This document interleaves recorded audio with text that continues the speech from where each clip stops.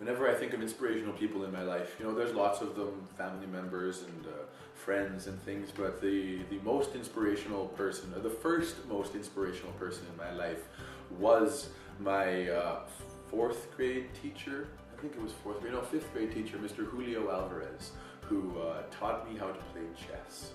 And by teaching me how to play chess, he did a number of things. He taught me patience, understanding, strategy. He taught me to take risks. He, taught me how to lose graciously, which I think is something that a lot of people would benefit from.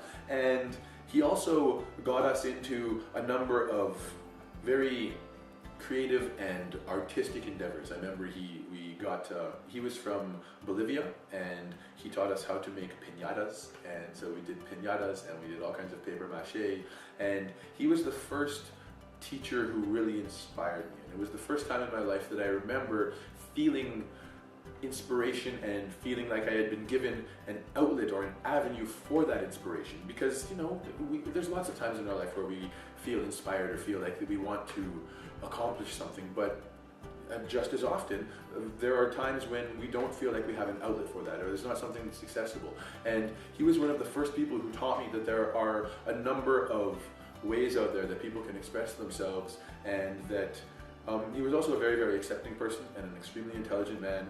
And he taught not just me, but our entire class quite a lot about, the nature of life and the way that we choose to walk our paths. And he's definitely one of the most inspiring people that I've ever met. Yeah, well, there's a few mentors. One of my favoriteest of all time who really helped me in my life was a doctor named Ben Carson.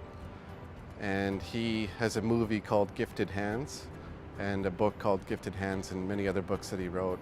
And I'd highly recommend watching that. So his name is Ben Carson. And he's an African-American neurosurgeon, and he works now for Johns Hopkins Pediatric Neurosurgery. He's the head doctor for them. He had a rough life too, and not as rough as I had, mine was not nearly as rough as his, but I just seen where he came from. And his mother had the same issues. She never completed high school. He had to learn things on his own and go to the library.